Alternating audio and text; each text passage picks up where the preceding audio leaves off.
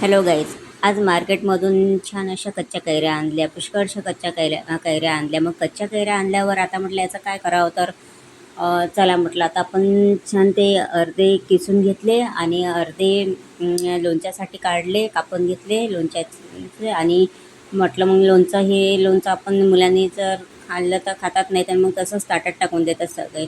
म्हणून म्हटलं आता आपण किसून लोणचं करूया.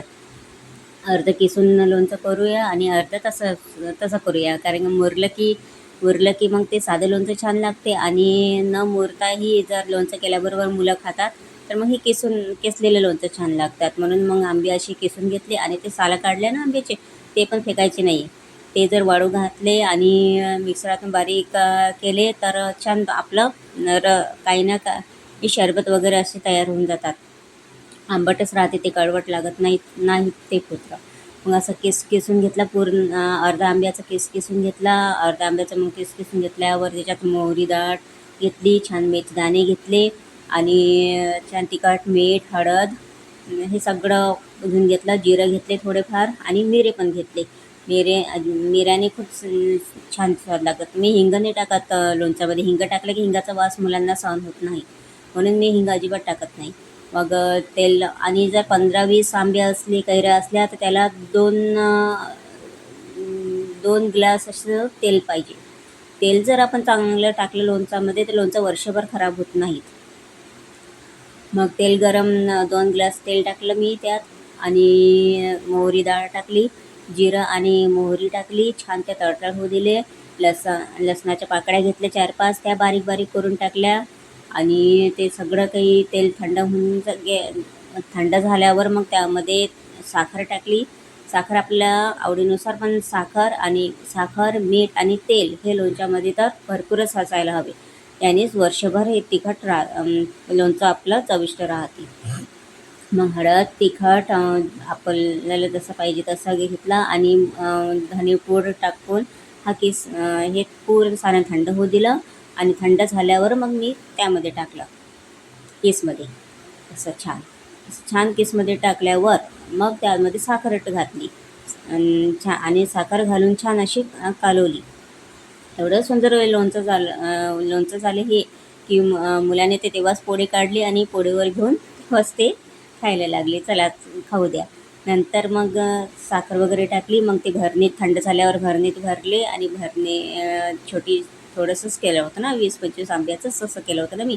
तर मग ते भरणीत टाकून भरणीला छान कापड बांधला, झाकण लावला आणि उन्हात ठेवून दिलं. असं किसलेलं लोणचं छान असं तयार होतात. हे किसलेलं लोणचं तर लगेच खाल्लं तरी चांगलं लागते. काही पोळी वाया जात नाही किंवा काहीच वाया जात नाही. टेस्ट पण खूप टेस्ट लागते आणि चवदार लागते. मग ते पूर्ण भरणीत घेतलं, भरणीत टाकून दिलं आणि ती भरणी आता ऊन तर खूपच तापत आहे, सगळीकडेच ऊन तापत आहे. आमच्या विदर्भात तर सांगूच नका. एवढी की 10 वाजेपर्यंत कामं झालं तर ठीक, नाही तर मग 12 नंतर तर बाहेरसुद्धा निघावंसं वाटत नाही, एवढी ऊन राहते आमच्या विदर्भात. मग ते बांधून घेतलं आणि उन्हात ठेवून दिलं. छान उन्हात ठेवल्यावर 4-5 वाजेपर्यंत हे किसलेलं लोणचं असं पूर्ण मुरूनसुद्धा गेलं.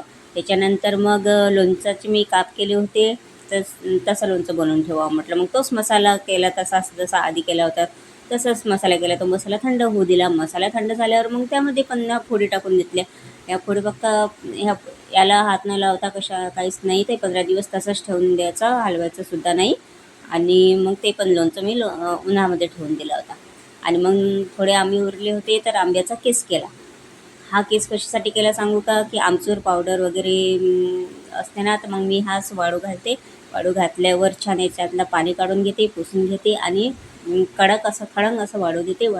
वाळू घातल्यावर मग ते मिक्सरातून काढते. मिक्सरातून काढल्यावर चाळणीने छान अशी काढते, म्हणजे आमचूर पावडर तयार होते. हे कशातही आपण टाकू शकतो, फोडणीच्या वरणात वगैरे, असं खूप छान लागते. अशा प्रकारे मी आंब्याचा प्रकार बनवला आहे. तुम्हाला लोणचं पण दाखवलेलं आहे, किसलेलं पण दाखवलेलं आहे आणि सगळ्याच प्रकारचं साधे लोणचं दाखवलेलं आहे, किसलेले पण दाखवले आहे आणि अशी वाळून ठेवलेले हे पण दाखवलेले आहेत. हे मिक्सरातून काढून छान बारीक तयार होते आणि आपल्याला वर्षभर पुरतात. माझा व्हिडिओ आवडला असेल तर लाईक आणि सबस्क्राईब करा.